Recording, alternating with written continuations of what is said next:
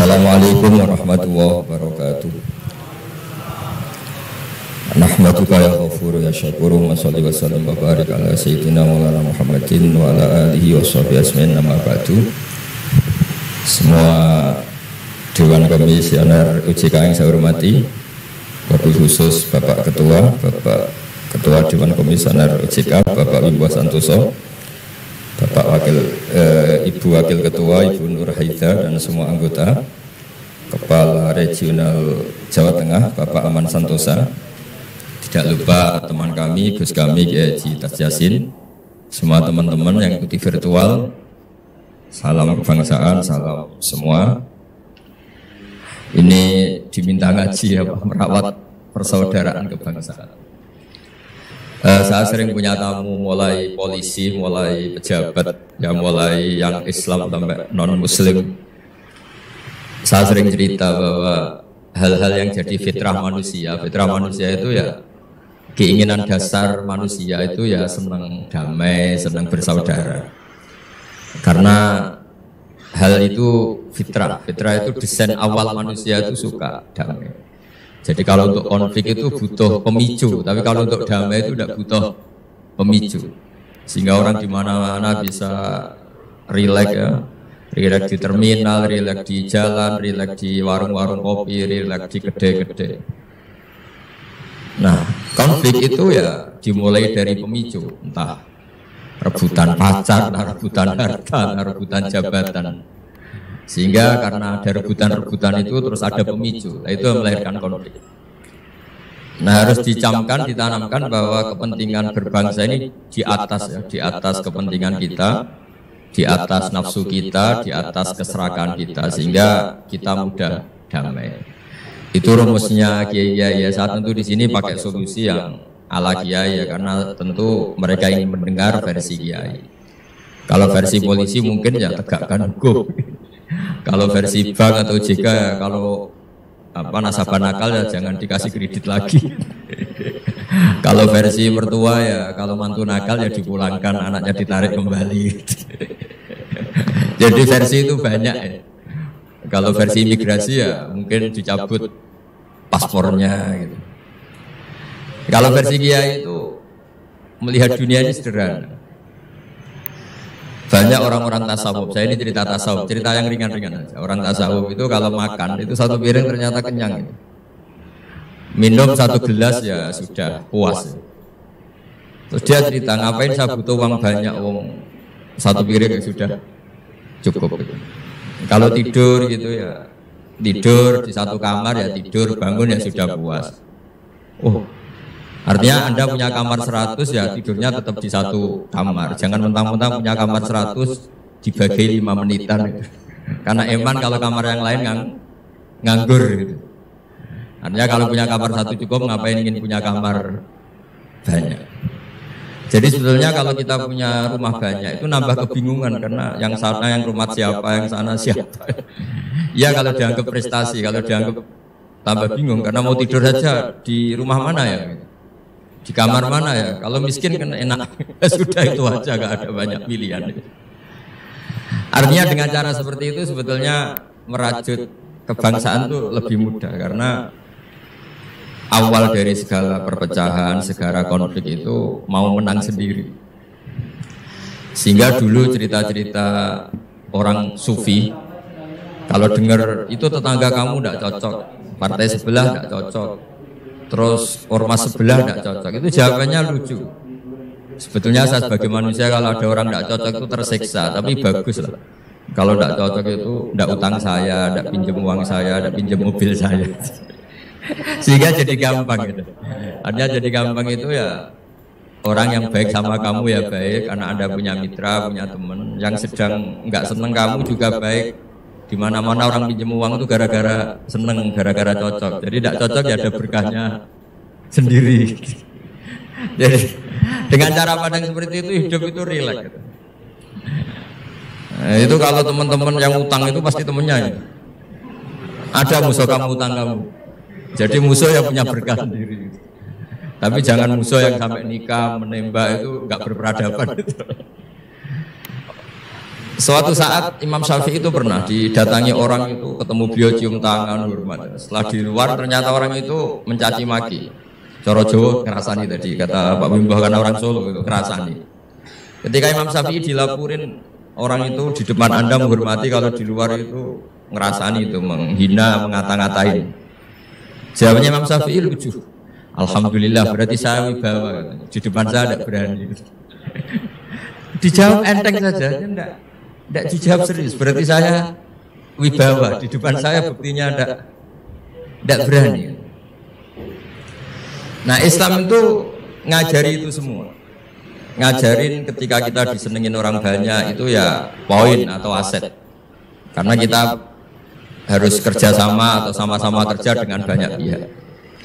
Tapi kalau ada orang lain yang sedang tidak senang atau tidak cocok, itu juga ada berkahnya sendiri karena dia bisa mandiri. Itu kalau mantu-mantu itu tidak tukaran sama mertuanya, itu tidak mandiri-mandiri. Disuruh mertuanya mangan ramangan kumpul itu tambah suwe tambah goblok itu, tambah lama tambah goblok itu. Baru gara-gara terlalu cocok. Kalau agak-agak tukaran, agak-agak konflik itu malah cepat mandiri. Sehingga merajut kebangsaan itu ya harus dipikir secara luas. Ada teman-teman yang mungkin nggak mau pulang kampung, maunya tetap di Belanda, di Amerika. Tapi ternyata niatnya memfasilitasi kalau ada mahasiswa yang ke sana, ada yang dijujuk gitu. Ada yang dijujuk sehingga bangsa ini bisa menimba ilmu di berbagai negara. Termasuk dulu di Mekah itu ada namanya Syekh Mukhtar. Itu semua dulu nggak ada hotel, semua orang haji pasti numpang dalamnya atau rumahnya Syekh Mukhtar. Beliau nggak pulang karena jagani semua yang haji di Indonesia biar gampang. Artinya jangan kira teman-teman yang sedang di Mekah atau di Medina atau di Eropa atau di Amerika terus anti kebangsaan ada juga. Ternyata mereka bisa memfasilitasi kita saat kita di sana. Wawasan kebangsaannya juga hanya menjadi fasilitator atau menjadi mediasi atau jadi sarana kalau ada teman-teman ke sana. Begitu juga para wali. Ini cerita, mungkin cerita yang nggak ada di OJK, cerita wali Pak Bimbo. Wali itu kalau disuruh mikir kredit, disuruh mikir cara bantu orang miskin itu ya tidak pati bakat gitu. Tapi komunikasinya langsung sama yang punya. Jadi alam raya ini dengan segala variannya itu milik Allah Subhanahu wa taala. Jadi kalau Anda ingin merubah lakonnya wayang, itu tidak usah ngerayu Gatot Kaca disuruh jadi Semar atau disuruh jadi Bagong, itu susah. Mereka nggak mau. Pasti mempertahankan karakter masing-masing. Itu ngerayu dalangnya saja, ini lakonnya diganti. Nah wali itu gitu, kalau merubah Indonesia itu ya komunikasinya sama Allah. Karena yang mengendalikan alam raya ini Allah Subhanahu wa taala. Kita tidak bisa mengendalikan pikiran orang. Sering ada orang itu, ini cerita yang ringan-ringan saja, tapi barokahnya cerita ini nanti gampang merajut persaudaraan. Bapak itu, bapak saya, Kiai Haji Nur Salim itu paling suka itu sama orang yang agak sombong. Sombong itu ya ketua RT sudah bangganya Masya Allah. Dia punya motor satu sudah kayak orang paling kaya di dunia. Punya istri yang sebetulnya agak cantik ya dia kira istrinya itu paling cantik di dunia. Dia agak ganteng yang merasa paling ganteng di dunia. Saya dulu ya iskal itu janggal. Kenapa sih kok seneng kancanan orang sombong? Ternyata orang sombong itu orang yang paling gampang syukur. Orang gampang syukur. Tapi kalau ketemu orang yang kelihatannya sopan, apa saya hanya RT, apa saya hanya di OJK, saya ada menteri saya ada presiden. Presiden rasanya presiden di negara ketiga, dunia ketiga, bukan presiden superpower. Ketemu orang-orang yang tidak pernah puas itu kesannya tawadhu. Ternyata pasnya itu tidak pernah puas. Tidak pernah syukur. Lah yang sombong ternyata tidak sombong, dia gampang syukur. Ketua RT aja sudah merasa kayak presiden. Hanya pegawai OJK aja sudah merasa bangga, padahal dibuat suruhan Pak Simbol. Tapi senengnya nggak disuruh seragam, sudah seragam semua. Saking senengnya. Ayo, bangga banget ya. Ayo bangga banget. Jadi sama, sebetulnya kita jadi warga Indonesia berKTP Indonesia sudah harus seneng. Tidak gampang orang punya negara itu udah. Coba orang-orang yang sekarang di Amerika di mana-mana itu orang Indonesia itu ya kangen rumah. Itu untuk kangen ke sini itu harus berbiaya 100 juta untuk pulang. Kita tidak usah kangen sudah di Indonesia, itu sudah luar biasa. Nah, sama-sama kerja atau saling memberi kontribusi. Saya sering punya analogi ya. Saya sering diskusi sama banyak rektor di Indonesia. Bagus mana kerja sistem modern sama sistem kiai? Kata saya ya semuanya punya plus minus. Tapi kalau saya kiai ya milih bagus kerjanya kiai. Gitu. Kalau kiai itu ngajarkan orang yang mampu nolong yang lemah. Ya sudah itu aja caranya. Kapan saja Anda mampu, berkesempatan mampu ya wajib menolong. Tapi kalau sistem modern itu ada jobnya. Sehingga gara-gara ada jobnya, suatu saat mungkin kalau ada orang tenggelam, wah saya ada tim SAR nggak perlu menolong. Gitu. Kalau ada orang miskin, saya ada pegawai bank nggak perlu masih kredit. Itu bahaya untuk bangsa ini. Sehingga dibutuhkan kerja-kerja yang ala kiai saja. Kalau ada kecelakaan di jalan, meskipun Anda tidak satlantas ya ditolong Anda yang menangi, yang tahu. Kalau ada yang miskin, tetangga kamu Anda mampu ya tolong saja, tidak usah nunggu diajukan proposal, didaftarkan miskin resmi sampai ada plakatnya terus baru dibantu. Itu selak mati. Nah, selak kelaparan. Nah, pendidikan agama juga gitu. Misalnya semester ini mengkaji tentang sholat misalnya di UIN atau di IAIN. Mengkaji tentang haji. Kalau di kiai enggak, Anda mau haji tinggal tanya kiai. Tapi kalau ada kuliah nunggu semester itu, nunggu dosen itu baru tahu bab haji.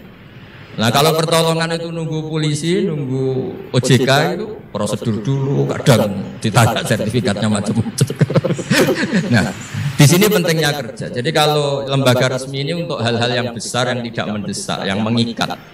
Tapi harus ada sistem sosial yang on time, yang setiap saat bisa diakses. Yaitu kebaikan masif, kebaikan yang semua orang itu merasa harus menjaga. Jadi yang menjaga kestabilan Indonesia itu semua orang, bukan polisi, bukan tentara, bukan siapa saja, termasuk departemen resmi, kepolisian, termasuk semua. Dengan merasa seperti itu saling tergantung dan yang lebih cepat ya sistem sosial tadi. Sehingga kalau sistem sosial itu ada kiai atau ada tokoh agama lain atau ada yang dituakan, itu relatif stabil karena coro Jawa nak tukaran sungkan, kalau terlalu konflik itu sungkan. Nah sehingga dulu ada cerita ada seorang perempuan itu ketemu Nabi itu di jalan. Itu cara etika orang kita lah, apalagi orang Solo, orang Jogja itu kan ada etis, ketemu di jalan dicegat. Ya Rasulullah, saya ini punya bapak sudah tua dan kalau Anda haji seperti ini pasti ingin bapak saya itu ikut, tapi beliau sudah tua sehingga tidak bisa ikut. Ini gimana, saya harus menghajikan beliau apa enggak? Sama Nabi saat itu dijawab, kalau bapak kamu punya utang, kamu yang bayar cukup enggak? Ya cukup ya Rasulullah. Ya sudah seperti itu. Artinya cukup Anda hajikan. Kemudian oleh Imam Bukhari itu dibabkan lucu, babnya itu unik. Bab boleh tanya tokoh di jalan. Jadi tidak tentang hajinya, tapi tokoh itu harus siap menjawab pertanyaan meskipun sedang di jalan. Tidak usah nunggu sowan di rumah atau antri inden daftar tamu. Nah, itu jadi pelajaran bagi kita. Jadi kebaikan itu kita wajibkan dulu ke siapapun yang mampu dan berkesempatan. Sehingga kalau kita misalnya ketemu orang tenggelam, meskipun kita tidak pegawai SAR atau tidak yang bertugas di pantai itu, ya kalau Anda mampu, ya selamatkan. Kalau ada kebutuhan tertentu masyarakat, misalnya sakit, Anda berkemampuan minjemin mobil untuk diantar ke rumah sakit, ya kewajiban Anda, bukan nunggu dinas resmi yang mengambil. Jadi kebaikan yang diwajibkan ke dinas resmi ya monggo, kita loyal, kita dukung, kita support. Tapi kewajiban yang diwajibkan atas nama agama bagi yang mampu itu tidak boleh hilang, karena ini yang langsung bersentuhan dengan masyarakat. Coba kemarin pas COVID misalnya, banyak teman-teman saudara kita yang pulang kampung. Ketika lembaga resmi belum ngurus itu, yang ngurus ya keluarga, sanak famili, mereka pulang mangan ramangan kumpul, nggak ada, alhamdulillah nggak ada yang kelaparan. Kenapa tidak ada yang kelaparan? Karena sistem sosial itu jalan. Orang kok medit atau kikir sama tetangga, sama keluarga itu pasti diadili masyarakat. Dan masyarakat sepakat urusan makan itu sepele, sehingga mereka pulang ya ikut Pak D-nya, Pak Lek-nya, ikut Mbahnya, itu semuanya bisa makan. Bisa ngopi-ngopi, bisa rokok-rokok, ya tetap santai aja normal. Bahkan banyak yang nganggur itu seneng. Barokahnya nganggur yang ngutangi tidak nagih katanya.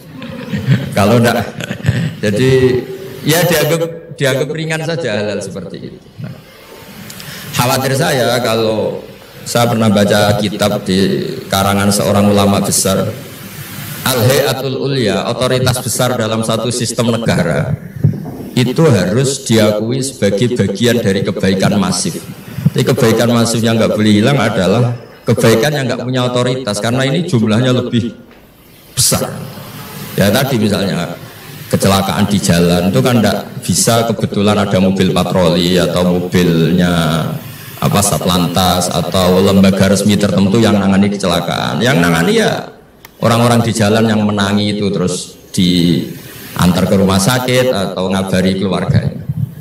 Sehingga kata Nabi, kullukum ra'in wa kullukum mas'ulun an ra'iyati. Semua kita ini menjaga kedamaian, menjaga kemajmuan, semua kita jaga sistem sosial, semua kita menjaga kebaikan. Nah dari semua itu dibikinlah di era modern lembaga-lembaga formal. Tapi jangan juga lembaga formal menghilangkan sistem fitrah manusia tadi, yang fitrahnya ingin baik dan itu ada di mana-mana dan kapan saja. Dan Allah kalau menciptakan sesuatu itu pasti luar biasa. Saya sering ditanya sama orang-orang, Gus Gunano Indonesia seneng cantruk apa? Anggap aja itu tim SAR paling on time katanya. Itu kalau ada orang bingung, yang ditanya pertama ya orang-orang nganggur di pertigaan-pertigaan itu. Ini rumahnya mana? Kalau ada orang bingung yang nanya itu. Kalau ada orang kecelakaan yang nolong ya itu. Artinya sistem sosial yang sudah ada itu nggak boleh diambil alih lembaga. Karena kalau itu iya, kita kekurangan kekuatan apa? Sosial. Jadi ini penting saya utarakan supaya kebaikan-kebaikan bersama ini saling melengkapi, bukan saling mengadili, bukan saling merasa paling superior. Saya sering guyonan begini, kalau ada rapat ketahanan pangan, yang rapat itu merasa superior karena punya rumus yang luar biasa. Tapi apa artinya rumus itu kalau petani nggak mau nanam padi? Petani itu tidak usah rapat, tapi nanam padi itu otomatis jaga ketahanan apa? Pangan. Sistem sosial juga sama. Di kampung itu kalau ada orang jahat atau sinis, itu pasti gak punya teman. Monggo Gus Yasin ini rawuh. Ini alhamdulillah Gus Yasin rawuh. Mau biar jajar Pak Ketua dia di situ ada. Oh mau di. Mari. Jangan kebetulan itu.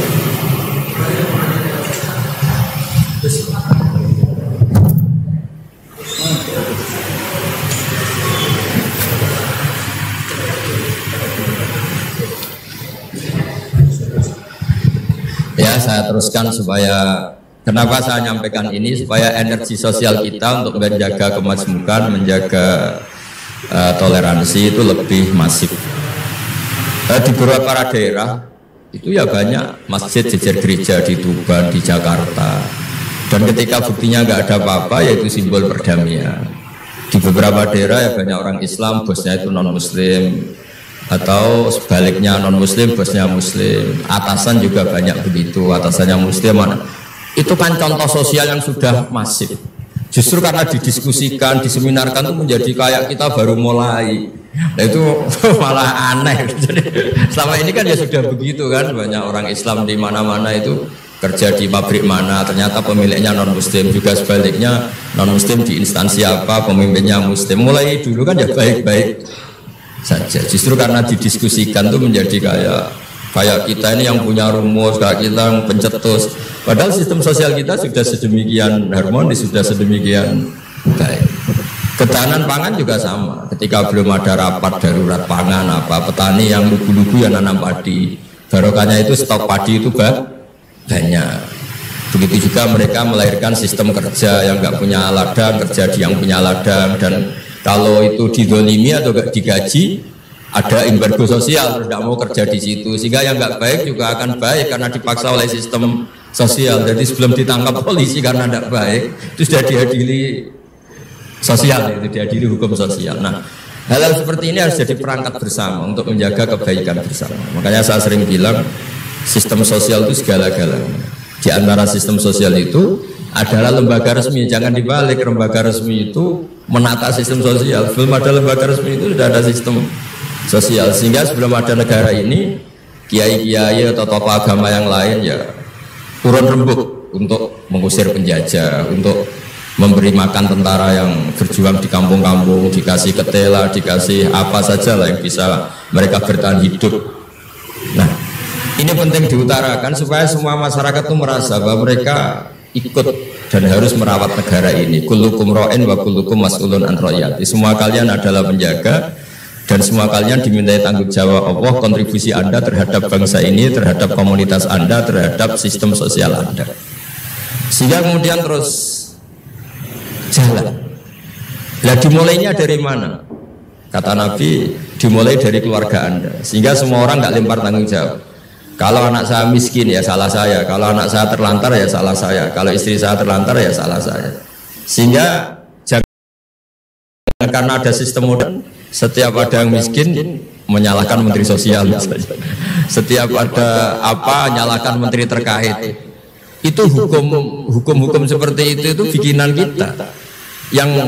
Yang hukum Allah permanen itu ya setiap anak kita terlantar salah kita. Nah, barokahnya merasa salah itu tidak mudah menyalahkan orang lain, termasuk tidak menyalahkan instansi tertentu atau departemen tertentu.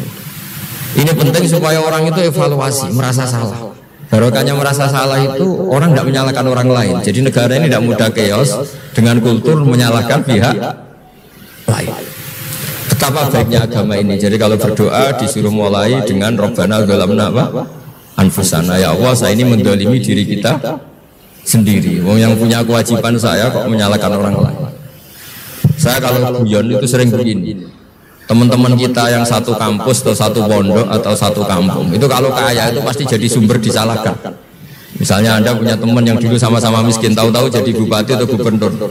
Terus itu tarif utang kamu ya dinaikkan. Dulu zaman sama-sama miskin paling pinjam uang hanya 10.000, gara-gara jadi bupati atau gubernur BI misalnya atau ketua OJK, utangnya dinaikkan bukan sesuai Anda tapi sesuai jabatan teman kamu.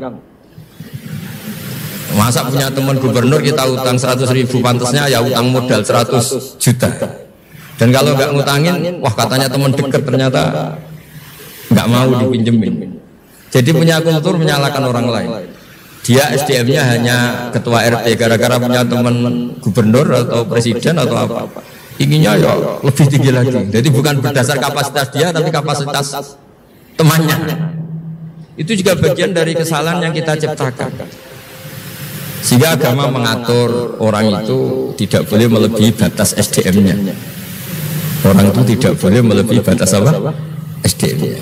Kadang-kadang kita sama ketika kita anak kita terlantar bilang di Pak D Sugih ya ora nyafaati, punya Pak D kaya juga tidak memberi syafaat, punya teman kaya ada. Jadi tidak menyalahkan dirinya tapi menyalahkan teman atau keluarganya yang kaya. Itu juga awal bencana kemajmukan. Jadi kebanyakan nuntut. Makanya Nabi berkali-kali ngendikan ketika kamu di zaman akhir wa alika bi khosayati nafsik wa ta'amka amral amam. Kalau sudah ada badai apa saja, badai ekonomi, badai sosial, atau badai apa saja, urusi diri kamu sendiri. Itu bukan Nabi menanamkan egois itu enggak, justru menanamkan kebersamaan. Barokahnya orang sibuk ngurus keluarganya sendiri itu enggak kepikiran nyalakan orang lain. Jadi orang kadang salah tafsir itu justru seakan-akan kita diajarin untuk egois itu enggak. Berkahnya ngurus diri sendiri, ketika kita sudah terurus tidak membebani sama orang lain, dan berkahnya ngurus diri sendiri juga tidak gampang mengkomplain orang lain karena kita merasa punya kewajiban sendiri. Tapi kalau kita ini terlalu modern, orang nggak punya uang, ini tanggung jawab Menteri Keuangan, kalau miskin tanggung jawab Menteri Sosial, kalau ada jalan rusak tanggung jawab PU. Oke, secara hukum kenegaraan misalnya mereka berkewajiban tugas itu, tapi kalau itu untuk alasan menyalahkan, semangat kita menyalahkan. Dan agama itu tidak mengajari seperti itu. Agama itu mengajari Rabbana dzalamna anfusana, ya Allah saya ini merasa mendolimi diri sendiri. Nah dengan seperti itu enak cara hukum sosial kayak tadi. Ketika Allah menciptakan orang tidak suka kita kadang ya Allah salah saya apa kok sampai orang tidak cocok saya. Kamu lupa Allah mendesain orang tidak cocok kamu supaya ada utang kamu, tidak ganggu kamu, barokahnya tidak cocok itu tidak minta uang kamu. Nah itu yang saya ingin ditiru. Jadi perilaku ulama-ulama besar kayak Imam Syafi'i itu, kalau tadi berkali-kali saya ngomong, ya Abu Abdillah, panggilannya Imam Syafi'i ya Abu Abdillah, orang itu tidak cocok kamu. Ya baguslah dia merdekakan saya, dia tidak akan pinjam uang saya, tidak pinjam mobil saya, tidak akan ganggu saya, tidak cocok. Kalau dia hajatan juga tidak undang kamu, jadi tidak cocok itu ya barokahnya ya banyak. Nah kenapa banyak kiai tidak dimintai rembukan masyarakat padahal dituakan? Karena kalau semuanya minta rembukan kiai itu disarankan pondok semua. Padahal barokahnya negara ini ya ada yang kuliah, ada yang jadi polisi, ada yang jadi tentara. Kalau rembukan semua sama kiai disarankan pondok semua. Nanti yang jadi polisi siapa, yang jadi dokter siapa. Nah barokahnya kadang-kadang kiai ditinggalkan nggak diajak rembukan itu ya varian-varian profesi itu banyak. Kiainya juga ada harus tersinggung. Ini katanya nuakan saya apa-apa diputuskan sendiri ya bisa seperti itu ya biasa aja. Jadi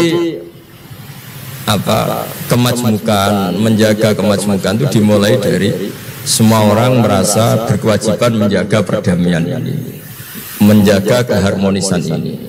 Tentu dimulai dari merasa wajib pada dirinya. Ini penting supaya tidak ingin menyalahkan orang lain atau terbersit menyalahkan orang lain. Terus kedua, bahagia dengan dirinya tadi. Misalnya orang yang paling miskin di Indonesia, itu ternyata tadi saya utarakan, saya punya kitab-kitab tasawuf banyak. Itu lucu-lucu dan jadi gampang hidup. Misalnya dia miskin makan satu piring kenyang. Kenapa saya harus korupsi? Kenapa saya harus mencuri? Wong makan satu piring juga sudah kenyang. Terus dia menghitung orang sampai kaya raya itu makannya sampai meninggal, misalnya 60 tahun, jumlahnya sama orang miskin ternyata jumlah yang dimakan yang sama, jumlah yang diminum ya sama. Terus ada pertanyaan, saya pernah digugat juga dalam satu acara. Tapi kalau orang kaya ingin apa saja kan kesampaian, Gus. Ingin beli mobil kesampaian, ingin beli pesawat kesampaian. Saya tanya, ya orang kaya inginnya tidak seperti itu. Misalnya inginnya mungkin jadi presiden, inginnya jadi gubernur, kan ada aja nggak kesampaian. Tetap aja ada yang nggak kesampaian. Kadang-kadang wah enak jadi anaknya presiden, anaknya gubernur, apa saja kesampaian. Banyak juga anaknya presiden mungkin ingin anaknya jadi presiden ya nggak kesampaian. Anaknya kiai ingin anaknya jadi kiai ya nggak kesampaian. Mungkin anaknya jenderal, anaknya ingin jadi jenderal. Dan dia nyontohkannya kan, wah kalau jadi orang kaya itu enak, ingin makan di apa saja kesampaian. Masa orang kaya seleranya hanya ingin apa? Makan. Artinya ada saja enggak sama. Misalnya orang jadi raja Arab Saudi, ada aja enggak kesampaian. Mungkin bayangkannya ya tidak ada yang demo, tidak ada yang komplain, semua anak yang diinginkan putra mahkota jadi ya tidak gampang kesampaian. Nah, kemudian dia berpikir lagi. Saya ulang lagi ya, dia berpikir lagi si orang miskin tadi. Misalnya dia ke hutan atau ke gunung, wah enak jadi bupati, gubernur, apa-apa difasilitasi negara. Terus dia mikir, tapi mereka punya atasan, ditegur atasannya takut, diatur atasannya takut. Kok enak saya agak punya apa? Atasan. Tapi intinya itu bagi saya semua itu harus dikawal oleh hukum. Jadi melakukan perintah Allah itu nikmat. Sehingga Anda misalnya ketua OJK atau gubernur atau wakil gubernur atau kiai, nikmat tertinggi itu karena melakukan perintahnya Allah Subhanahu wa taala. Kita disuruh jaga Indonesia, disuruh jaga keluarga. Kalau nikmatnya itu subjektif sepihak, kita puas kalau ingin seperti yang kita inginkan. Itu enggak akan ada puasnya karena nafsu kita itu, kalau guyonan orang-orang tasawuf, kamu dikasih dunia seisinya dan lipatannya, tamak kamu atau keinginan kamu itu tidak akan tercapaikan, tidak akan terpuaskan. Karena manusia itu ya sudah nggak ada batasannya. Makanya kalau guyonnya dulu kan ada orang tirakat, kalau megang apa saja jadi emas. Dia bayangkan jadi kaya, jadi top. Ternyata pertama dia megang saka rumahnya, tiang rumahnya jadi emas. Habis itu megang apa lagi jadi emas. Lama-lama megang nasi jadi emas, megang minum jadi emas. Akhirnya dia nggak bisa makan karena dia ingin semua yang dipegang jadi emas. Pas kecapean megang-megang, dia ingin makan, yang dipegang juga jadi emas. Ya akhirnya kan jadi bingung gitu, karena nggak kesampaian kan. Dia kesampaiannya jadi emas, ternyata kebutuhan dasar dia ingin makan malah tidak kesampaian karena yang dipegang jadi emas. Jadi itu kan contoh. Sejahtera juga sama. Anda bayangkan misalnya Kalau punya mobil, punya uang tabungan, punya apa, semuanya kesampaian enak. Semua yang kamu inginkan kesampaian itu enak. Ukuran enak dengan banyak bergantung, dengan tidak banyak bergantung itu ilmiah mana? Misalnya gini, saya ini bahagia cukup dengan makan satu piring. Anda bahagia nunggu punya Alphard, punya uang 1 miliar. Lu menggantungkan kebahagiaan dengan banyak sesuatu yang Anda belum miliki itu sudah satu kebodohan kan orang tasawuf. Cek repot tapi bahagia kok pakaian syarat. Makanya saya sering bilang, kalau saya berkali-kali cerita ada orang perempuan datang ke saya, Gus saya ingin kaya. Bilang orangnya itu jelek. Saya bilang kalau kaya yang repot kamu. Kenapa Gus? Setelah suami kamu kaya, sekarang suami kamu kan miskin. Pertama yang dievaluasi apa? Ganti rumah, ganti mobil. Lama-lama ganti Anda, kata saya. Karena setelah rumahnya bagus, mobilnya bagus, yang dievaluasi pasti Anda. Wah, kalau gitu miskin aja Gus. Iya kan? Sudah rumah bagus, mobil bagus, ternyata istrinya. Nanti kalau suami kamu kaya, yang dievaluasi tidak hanya mobil dan rumah, tapi Anda. Jadi ya hujan, tapi supaya kita ini bahagia dengan diri kita apa? Sendiri. Jadi saya semohon-mohonnya semua yang mendengar ngaji ini, bahwa agama ini mengajarkan wa'alika bi khossati nafsik. Urus diri kamu sendiri itu bukan mengajari egois, itu bukan. Kalau semua kewajiban orang merasa bertanggung jawab, paling tidak bawaannya itu tidak nyalakan orang lain. Dan negara juga agak repot-repot karena semua orang dicukupi oleh orang tuanya, oleh keluarganya, sehingga negara ini sifatnya hanya membantu, bukan ngurus yang pokok. Tangan negara tidak cukup untuk ngurus sebesar ini, enggak cukup. Yang cukup adalah individu-individu ini menanamkan nilai-nilai sosial sehingga semua bertanggung jawab atas dirinya, atas kampungnya, atas komunitasnya, terus negara fasilitasi itu semua. Insya Allah menjadi baldatun thayyibatu wa rabbun ghafur. Saya kira demikian, semoga bermanfaat dan mohon maaf. Assalamualaikum warahmatullahi wabarakatuh.